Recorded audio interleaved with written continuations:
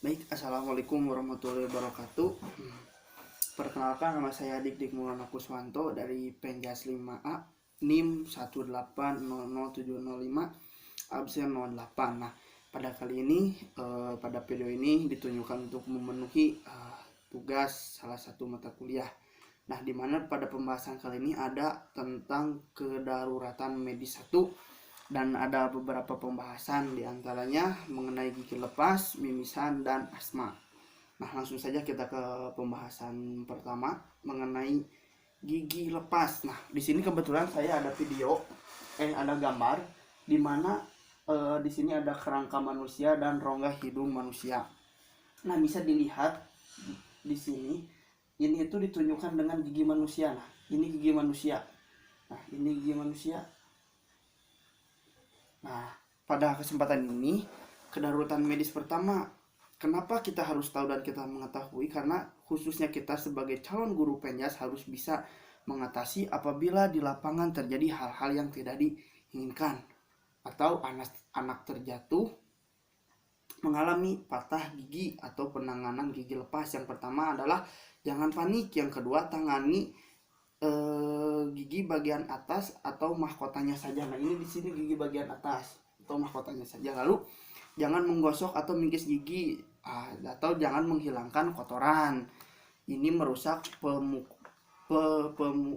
permukaan akar. Jadi ketika gigi lepas, permukaan giginya tuh nggak usah digosok-gosok karena ini malah akan menimbulkan kerusakan pada akar ya. Bila saja gigi dengan air yang untuk air mengalir, atau bisa kita ambil air dikumur-kumur lalu dibuang begitu. Lalu letakkan gigi dalam wadah dan larutkan dalam susu. Ambil wadah dan larutkan ke dalam susu seperti itu. Lalu pasang kain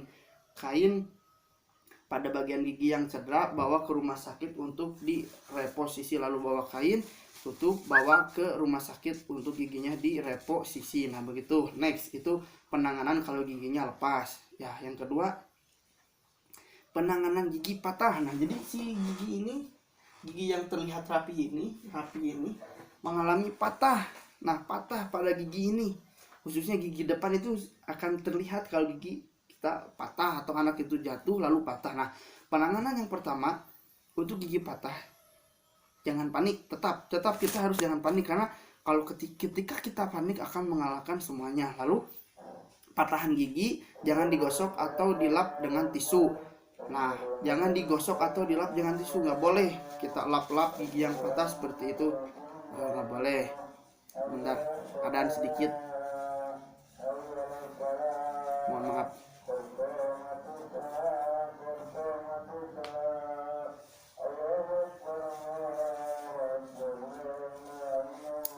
Nah, next, setelah itu kita jangan gosok, tapi kita bawa air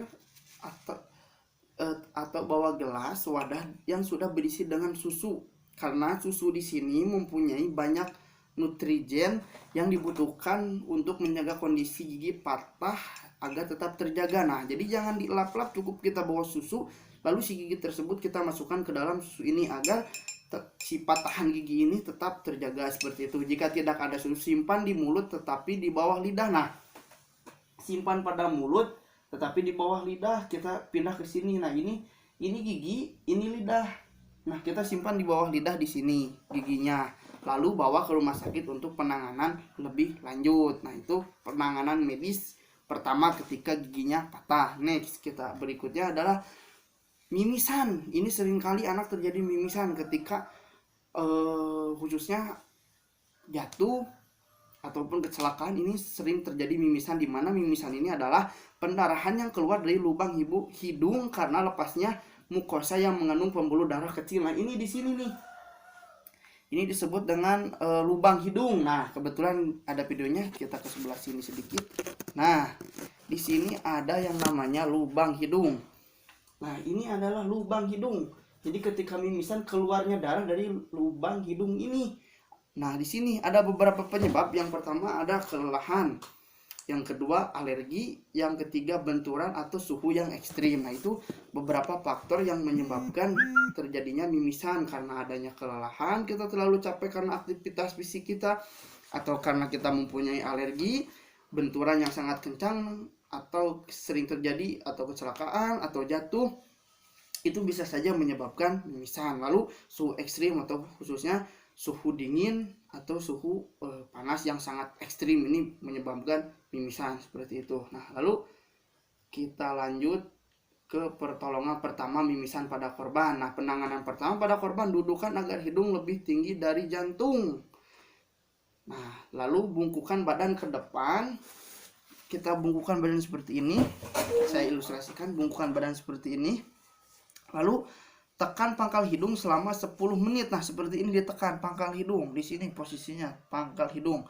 Nah, bersihkan darah di bagian luar hidung. Kita ambil tisu, kita bersihkan darah di sini. Nah, agar darahnya ini tidak kemana saja atau tidak masuk ke dalam mulut atau sebagainya. Nah, setelah berhenti bersihkan lubang hidung dengan air. Nah, lalu kita ambil air lagi, kita berhenti, kita bersihkan hidung kita seperti ini. Ini penanganan medis pertama pada pertolongan mimisan. Next, kita berikutnya. Nah, ada pertolongan pada mimisan. Jangan diposisikan hidung terlentang dan jangan menekan wajah sebab aliran dapat tertelan. Jadi kalau mimisan itu hidung tuh seperti ini, jangan seperti ini, karena ini bisa saja menyebabkan si darah masuk ke sini lalu termakan oleh tenggorokan atau masuk ke tenggorokan dan bisa saja terlalan. Lalu menggosok atau menggoyang hidung secara segera setelah mimisan berhenti. Hal ini membuat mimisan muncul lagi. Jadi ketika mimisan telah berhenti, kita bersihkan, sudah dibersihkan, jangan digoyang-goyang seperti gini karena ini akan memancing mimisan untuk keluar lagi. Tapi kita diapakan seperti ini, kita bersihkan. Nah, seperti itu. Next, kita mencegah mimisan. Yang pertama, jangan kaku anak agar selalu pendek untuk mencegah pada hidung. Pastikan anak-anak memakai alat pelindung hidung ketika mengikuti olahraga yang berpotensi menyebabkan hidung atau olahraga bela diri. Nah, ini anak pastikan untuk memakai pengaman agar ketika tertonjok atau jatuh tidak mimisan. Sebaiknya hindari bermain di luar pada udara kering atau panas. Ini udara panas ini khususnya sekarang panasnya ekstrim.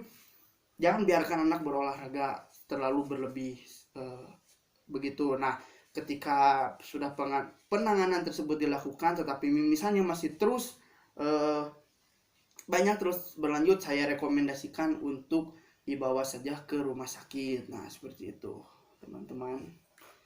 Nah, lalu di sini ada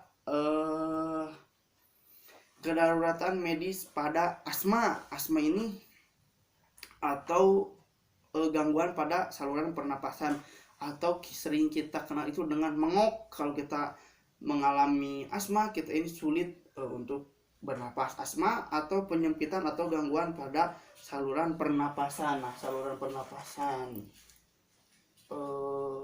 rupanya di sini tidak ada. Di sini hanya ada rangka manusia tapi tidak ada bagian dalamnya. Saya ilustrasikan saja pada paru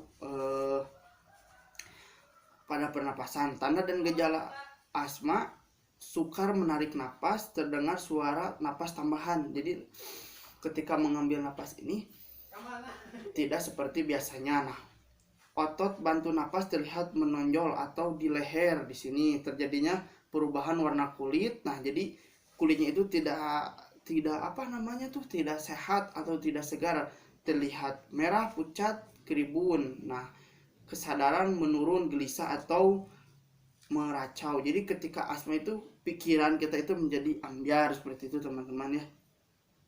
Itu tanda dan gejala asma. Nah, sering kita lihat kalau orang yang memiliki asma yang sudah lanjut atau kronis sering membawa alat bantu berupa oksigen yang bisa dibawa kemana saja. Bentuknya itu seperti tabung kecil yang disimpan pada mulut seperti ini. Ketika dia mengalami asma, lalu dia akan menggunakannya dan mengambil napas itu sebagai alat bantu ketika terjadi asma. Nah, itu bisa saja digunakan ketika anak-anak mengalami asma. Itu bisa saja kita simpan di sekolah atau di UKS.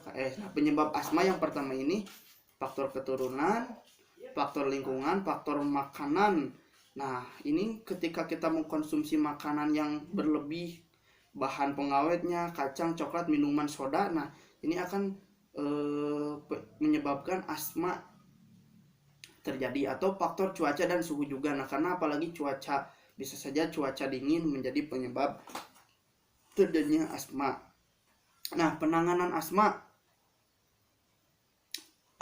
tenangkan korban. Jadi ketika anak mengalami asma atau kita melihat orang yang sedang asma, tenangkan terlebih dahulu, karena ketika kita panik, ikut panik, asma tersebut bukannya sembuh tapi malah semakin menjadi-jadi atau semakin sulit ketika bernapas. Yang kedua, bawa ke tempat tenang atau sejuk, lalu kita gotong, kita bawa, simpan di tempat tenang dan sejuk, lalu tenangkan korban. Yang ketiga, posisi sesuai keinginan korban, gimana enaknya, apakah duduk atau tertidur, seperti itu. Yang keempat, bantu korban untuk mendapatkan obatnya. Nah, kita cari apotek terdekat, atau kata saya tadi, apalagi di sekolah, bisa saja di UKS menyimpan alat bantu yang seperti tabung tadi.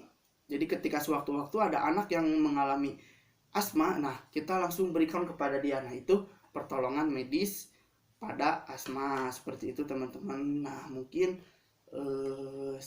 beberapa hal penanganan medis pertama yang dapat saya sampaikan mengenai gigi lepas, gigi patah, mimisan, dan asma. Nah, mungkin hanya sekian yang dapat saya sampaikan. Mohon maaf bila banyak kekurangan. Saya Diki Maulana. Wabillahi taufiq wal hidayah. Wassalamualaikum warahmatullahi wabarakatuh. Sekian dan terima kasih.